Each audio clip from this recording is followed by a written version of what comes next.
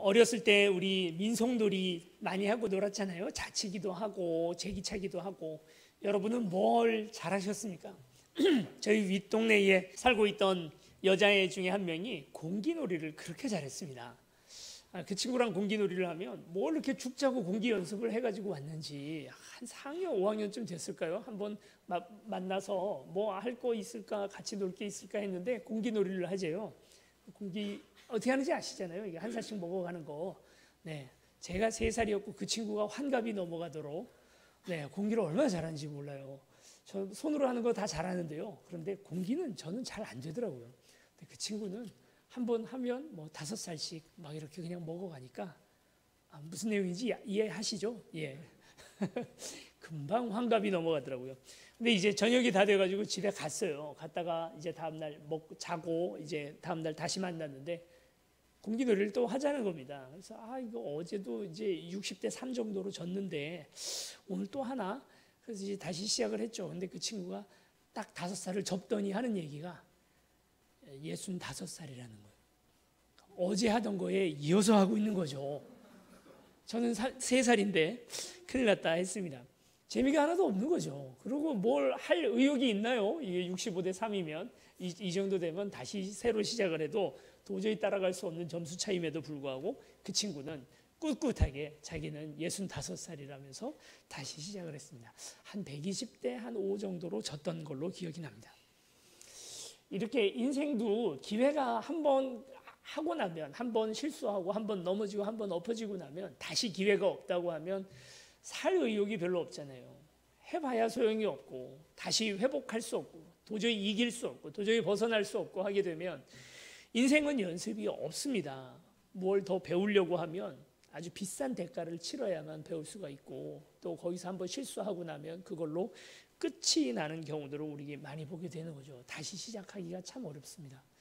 요즘 우리 청년들이 힘들어하고 있는 것 중에 하나가 바로 이 희망, 기회가 없다는 것이거든요. 뭐 어떻게 도저히 해보려고 해도 그 먼저 앞서 나간 사람들, 똑같은 출발선에서 출발하지 못하고 이미 한참 앞에서 시작한 사람들이 있더라는 거죠.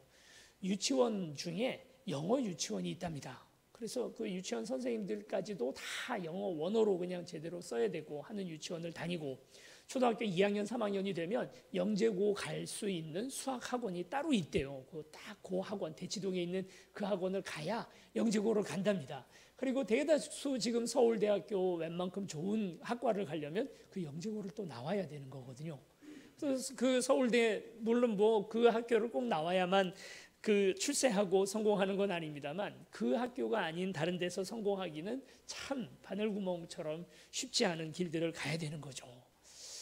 이렇게 출발선이 다르고 부모의 재력이 받쳐주고 모든 것들을 다 갖춰주고 있으면 훨씬 더 인생을 쉽게 살아갑니다. 아마 여러분 스카이캐슬이라고 하는 영화를 다들 보셨을 겁니다. 그런데 어떤 분이 이 스카이캐슬에 대하여 평가를 하기를 이건 부익부 빈익빈의 문제 이상의 문제라는 거예요.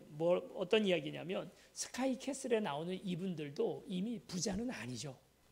무슨 말이냐면 자기의 자녀가 좋은 대학 나와서 뭐 의사건 변호사건 그런 직업을 가지지 못하면 지금의 기득권을 더 이상 유지하지 못할 정도밖에 안 되는 사람들인 거예요.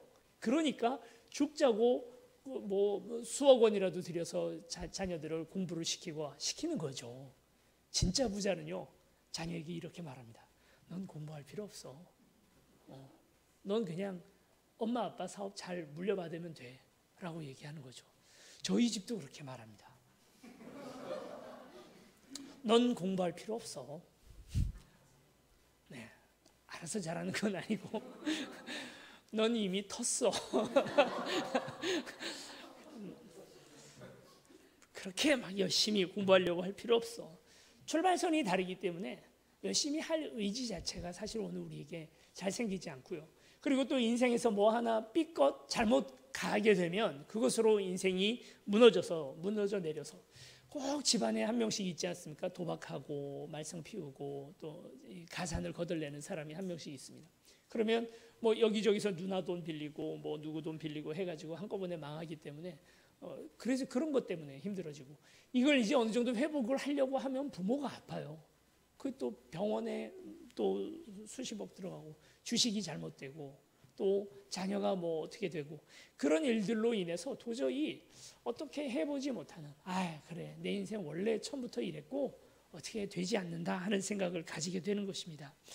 노력하면 결과가 나오는 시대가 있었어요. 우리나라는 70년대, 80년대, 90년대에 정말 많은 분들이 신분의 상승이라는 걸 이루어냈었죠. 그런데 이 조선 왕조서부터 시작을 해서 그 이전에도 우리 반만년 역사 가운데 그런 기회가 있었던 시대가 몇 년 안 됩니다. 사실 그렇습니다. 조선시대도 가만히 보면 처음 그 태조가 나라를 세우고 세종대 정도까지는 기회가 있었대요. 그래서 양민이라고 하면 노예만 아니면 다들 과거를 봐서 양반 안에 진행을 들어갈 수 있는 그런 기회들이 그때까지는 있었다는 것입니다. 그러나 나머지 400년 동안은 이미 양반은 양반이고 상민은 상민으로서 도저히 넘어갈 수 없는 벽이 생기게 되는 거죠. 대한민국도 이미 그 시대를 좀 지나가고 있습니다. 이제 부가 대물림되고 가난이 대물림되는 이런 사회 가운데 있게 되고, 대물림되던 부도 어느 한순간의 나이의 실수로 완전히 무너지게 되는 거죠. 이렇게 되면 어떻게 되냐면 마치 공기놀이 할 때 65대 3이면 더 이상 하고 싶지 않아지는 것처럼 이 인생도 내가 뭘 열심히 하고 싶은 생각이 안 듭니다. 우리의 젊은이들이 뭘 열심히 하고 싶은 생각이 안 들어질 때 사회는 썩게 되고 고형화되고 건강을 잃어버린 사회가 되고 마는 거죠. 뭘 열심히 해봐야 어차피 진입장벽이 너무나 높아서 어떻게 올라가지를 못하는 거니까요. 성경은 하나님은 이스라엘이, 하나님의 나라 이스라엘이 이렇게 되는 것을 원치 않으셨습니다. 그래서 아주 귀한 제도를 주셨는데 그것이 바로 무엇이냐면 희년이라고 하는 제도입니다. 7년의 시간이 지나면 안식년을 한 번씩 겪고 그 7년의 안식년이 7번 쌓이면 49년이 되고요. 그 49년 그 다음 해에 50년째는 일도 하지 않고, 그리고 모든 부동산 거래가 됐던 것들, 당시 우리는 지금 뭐 부동산이라는 것이 중요한 사람에겐 중요하고 그렇지 않은 사람은 아니지만 이스라엘 같은 농경 사회에서는 부동산이라는 건 곧 먹고 사는 문제거든요. 그런데 이 부동산들을 뭐 집에 사고가 생기고 누가 아프고 누가 또 뭐 주식하다 망하고 하게 되면 어쩔 수 없이 갑자기 급전이 필요해서 팔게 되는 거예요. 팔고 나면 이제 그때부터는 그 집안은 정말 가세가 몰락할 수밖에 없거든요. 그런데 희년이 되면 거래했던 모든 부동산을 다시 다 돌려줘야 됩니다. 다시 원래 주인에게로 돌아갑니다. 그리고 또 한 가지, 종도 되기도 합니다. 이렇게 가세가 몰락하고 나서 재산 다 팔고 나서 이제 더 이상 먹을 것이 없게 되면 그의 자녀들을 한 명씩 부잣집에다가 종으로 팔게 되는 그런 안타까운 일. 아모스서에 보면 그런 이야기들이 아주 적나라하게 나오죠. 이스라엘에게도 그런 패단이 있었는데 희년이 되면 이 종들도 집으로 다 돌아가야 됩니다. 그러니까 부동산 거래할 때 꼭 잘 세봐야 됩니다. 지금 내가 이 땅을 사서 몇 년을 가지고 있을 수 있나? 3년 뒤 희년이다. 그러면 3년 어치의 이 땅에서 나오는 소출 그 이상의 돈을 들여서 부동산 사면 안 되는 거죠. 왜냐하면 어차피 3년 뒤엔 다시 돌려줘야 되니까 그런 개념인 거예요. 그 부동산 버블이 만들어질 수가 없고 부동산 투기라는 것들이 이루어질 수가 없는 그런 사회가 이 희년이 있는 이스라엘 사회인 거죠. 이 희년을 우리 레위기 말씀 잠시 보시겠습니다. 레위기 25장 8절입니다. 레위기 25장 8절. 여러분 화면을 보시면 되겠고요. 우리 같이 읽겠습니다. 시작. 너는 7 안식년을 계수할지니 이는 7년이 7번인즉 안식년 7번 동안 곧 49년이라. 이때 이제 네, 7째 달, 9절까지 읽겠습니다. 시작. 7째 달 열흘날은 속죄일이니 너는 뿔나팔 소리를 내되 전국에서 뿔나팔을 크게 불지며. 그리고 12절은 제가 읽어드리겠습니다. 이는 희년이니 너희에게 거룩함이니라. 너희는 밭의 소출을 먹으리라. 13절 같이 읽겠습니다. 시작. 이 희년에는 너희가 각기 자기의 소유지로 돌아갈지라. 돌아간다는 것은 원래 내 땅, 그러니까 팔았더라도 그 땅으로 다시 돌아간다는 그런 의미이고, 또 다른 한편에서 여기에서 땅으로 돌아간다는 것은 그러니까 종으로 살던 사람들이 노임을 받아서 자유민이 돼서 다시 돌아간다는 얘기죠. 이렇게 사회를 건강하게 만들어 가게 되어 있습니다. 이걸 누가 싫어할까요? 누구는 좋아하고 누구는 싫어할 법 아니겠습니까? 누가 좋아할까요? 가난한 사람들, 기회를 잃어버린 사람들. 이번 인생은 망했다. 우리 청년들 많이 쓰는 말입니다. 이생망이라는 말 요즘 많이 쓴다는데, 이번 생은 망했어. 뭐 다음 생이 있는 것처럼 꼭 그렇게 말합니다. 이번 생은 망했다 생각했던 사람들이 좋아할 수밖에 없죠. 다시 회복됐어요. 다시 복귀됐어요. 다시 출발선에 서는 것입니다. 이게 희년이니까요. 싫어하는 사람들도 있습니다. 누가 싫어할까요?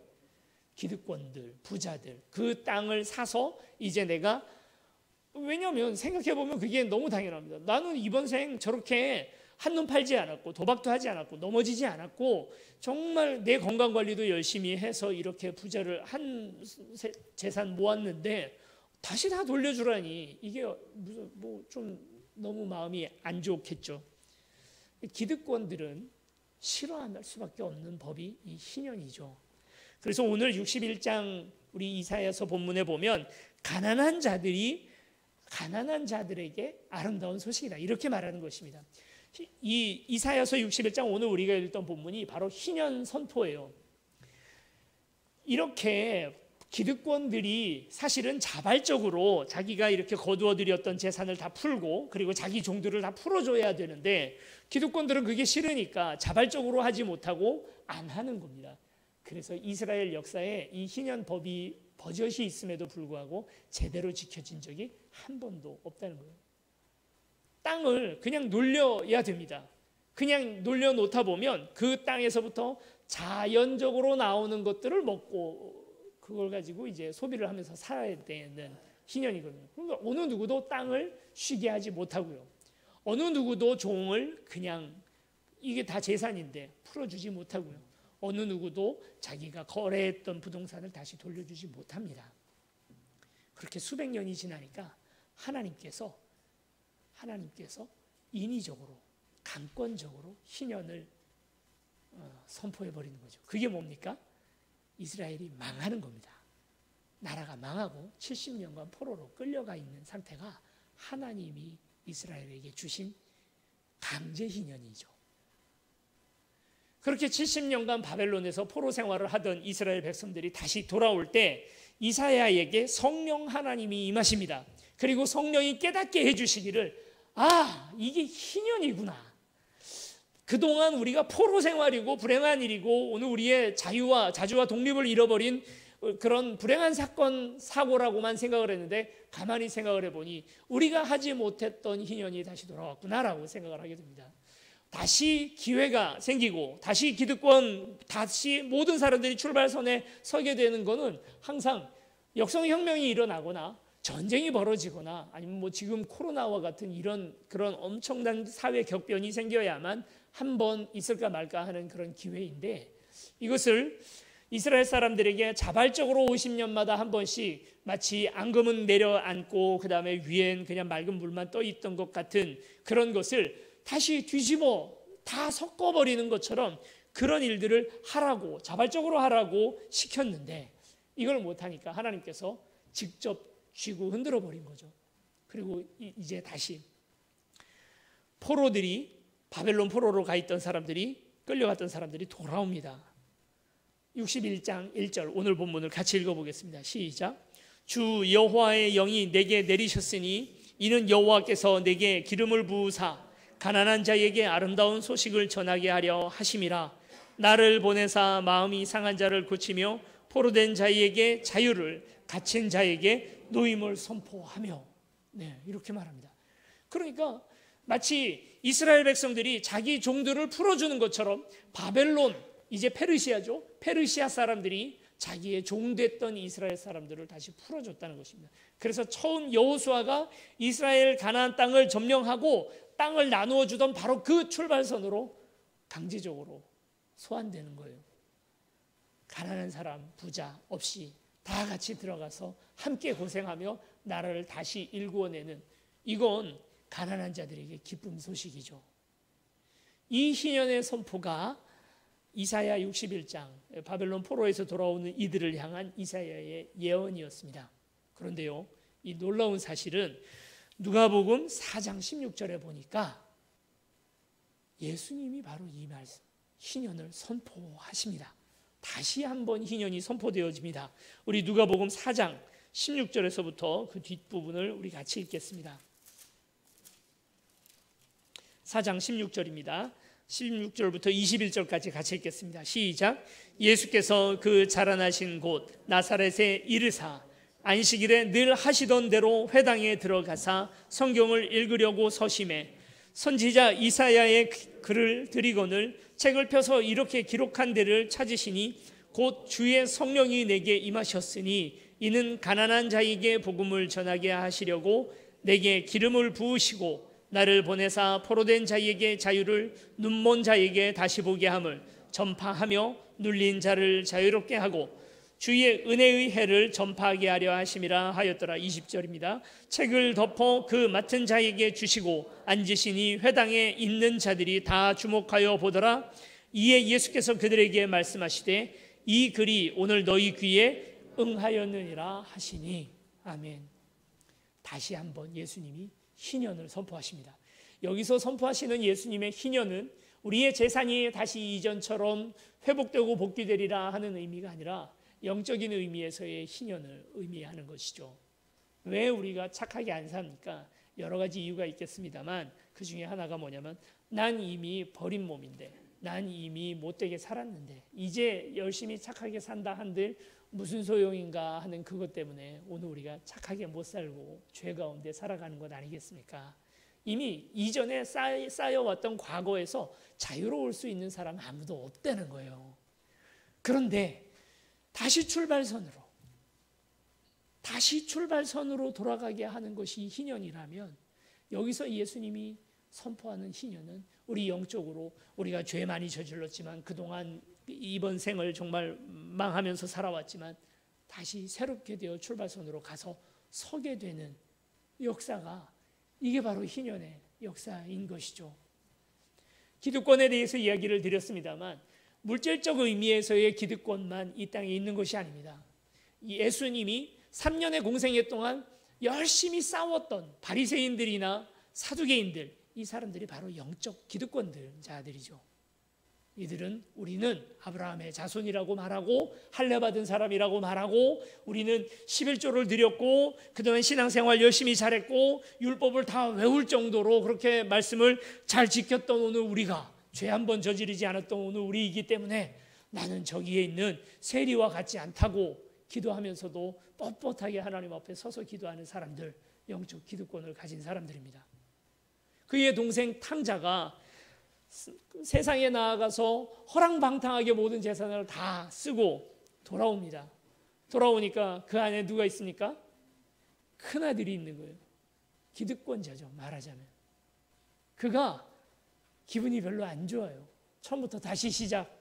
그래서 아버지는 그 아들이 와서 나를 종으로라도 삼아달라고 그렇게 무릎을 꿇었는데 일으켜 세워서 안아주고 다시 인장반지를 끼워주고 새로 옷을 입혀주고 잔치를 벌이거든요. 좀 손해보는 느낌이 들 수밖에 없습니다. 난 열심히 살았는데, 쟤 놀 때 난 열심히 살았는데 어떻게 이러실 수가 있나. 기득권을 가진 사람들의 마음이죠. 그러게 누가 젊었을 때 공부하지 말랬나? 누가 도박에 빠져서 허랑방탕하게 다 쓰랬나? 나도 그거 하고 싶었다고. 그렇지만 나는 열심히 살아서 이만큼 읽었어. 근데 이젠 날 기득권자 취급하고 그리고 가난한 사람 도우라고 하고 나를 향하여 도리어 부도덕한 사람인 것처럼 손가락질하니 기득권자들 입장에서는 그게 얼마나 안 입고 마음에 안 들겠습니까? 그게 바로 큰 아들의 심정이 아닐까요? 여러분, 오늘 우리는 큰 아들입니까? 탕자입니까? 우린 탕자 말석에도 끼지 못할 저 멀리 이방 사람입니다. 아브라함하고는 핏줄이 닿을래야 닿을 수가 전혀 없는 오늘 우리입니다. 하다못해 어떤 이단에서는 단자손이 단군이 되어가지고 그래서 우리가 우리도 이스라엘 한 지파다라고 얘기하는 황당한 주장을 하기도 하고요. 동방 박사가 사실은 신라 경주에서부터 출발했다라고 하는 그런 말도 안 되는 이야기까지 합니다. 그렇게라도 해서 우리가 핏줄이 거기에 닿으려고 하지만 사실 유전적으로건 어떤 면에서건 우리는 이방 나라 중에도 이방 나라고 하나님의 은혜 안에는 도저히 들어갈 수 없는 탕자 중에 탕자죠. 그런데 하나님의 은혜로 이 희년의 선포로 다시 같이 출발선에 서서 예수 그리스도를 믿고 하나님의 백성이 된 것 아닙니까?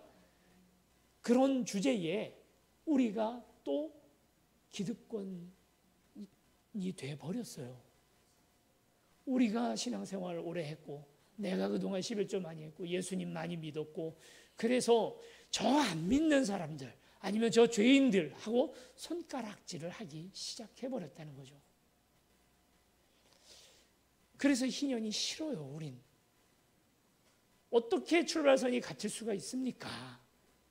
우리가 해놓은 게 얼만데 이걸 다시 뒤집는다는 말입니까?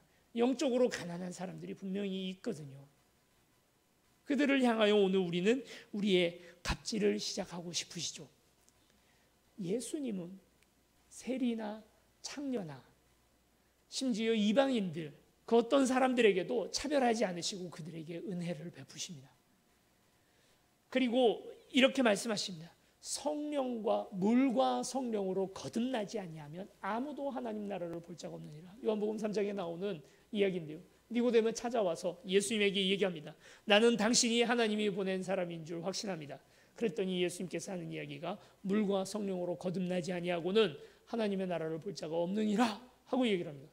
그래서 니고데모가 아니 그러면 무슨 말입니까? 내가 다시 엄마 뱃속에 들어갔다가 나와서 다시 태어나야 된다는 말입니까? 그랬더니 예수님 하는 얘기가 그 얘기가 아니고 마치 바람이 동에서 북으로 임으로 부는 것처럼 그래서 원인이 있고 결과가 있는 과거에 의해서 현재가 규정되는 그런 것이 아니라 바람 부는 것처럼 원인과 결과의 그런 인과관계가 아니라 지금부터 새로 시작하는 것처럼 다시 거듭난다는 것을 성경에서 보지도 못하였느냐? 하나님의 원리라는 것은 이와 같은 것이다. 그래서 그리스도를 믿고 예수 그리스도의 십자가를 의지하는 모든 사람은 이전의 과거의 모든 죄가 끊어지고 이전의 과거에 하나님 앞에 충성되지 못했던 모든 과거들을 하나님께서 잊어주시고 지금부터 다시 시작한다는 거예요.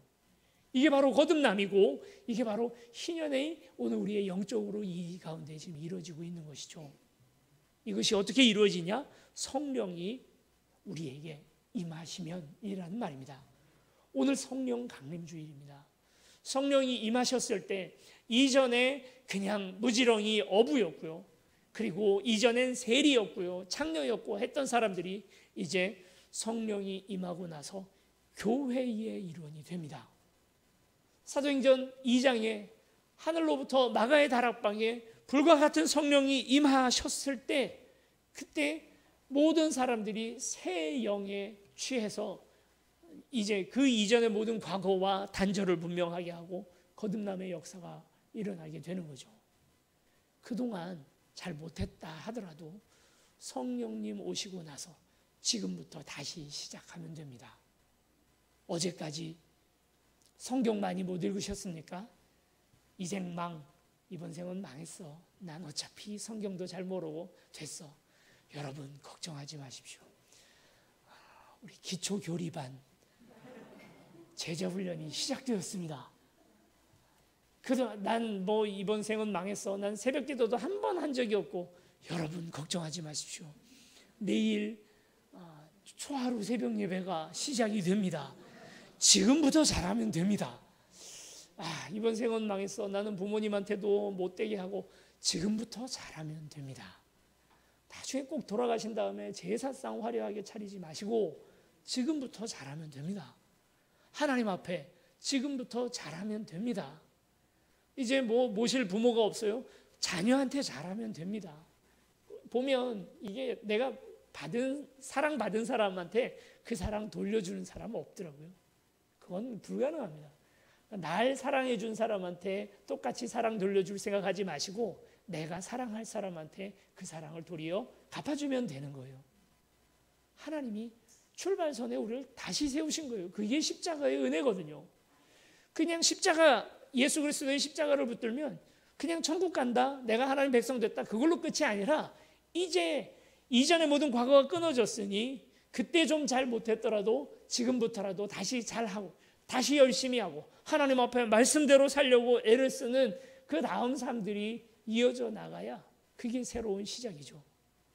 65대 3. 도저히 뛰어넘을 수 없는 그 공깃놀이의 실력차를 다시 새로 시작해야죠. 다음날 다시 게임하는데 그럼 다시 0대 0에서 시작해야지. 65대 3에서 다시 시작하자고 하면 뭐가 재밌겠습니까? 성령의 충만함을 입은 오늘 우리는 하나님 안에서 다시 시작합니다. 마태복음 19장 28절 말씀을 우리 같이 읽겠습니다. 마태복음 19장 28절입니다. 시작. 예수께서 이르시되 내가 진실로 너희에게 이르노니 세상이 새롭게 되어 인자가 자기 영광의 보좌에 앉을 때에 나를 따르는 너희도 12보좌에 앉아 이스라엘 12지파를 심판하리라. 성령께서 오늘 우리에게 임하시면 오늘 우리의 인생이 다시 출발선에서 새롭게 될 줄로 믿습니다. 오늘 그 성령의 강림 주일에 이제 다시 과거와의 모든 인연을 다 끊고 하나님 안에서 새로워지는 저와 여러분들, 그래서 오늘 말씀처럼 무릇 시온에서 슬퍼하는 자에게 화관을 주어 그 죄를 대신하며 모든 슬픔들이 기쁨으로 다시 시작합니다. 기쁨의 기름으로 그 슬픔을 대신하며 찬송의 옷으로 그 근심을 대신하시고 그들이 의의 나무 곧 여호와께서 심으신 그 영광을 나타낼 자라 일컬음을 얻는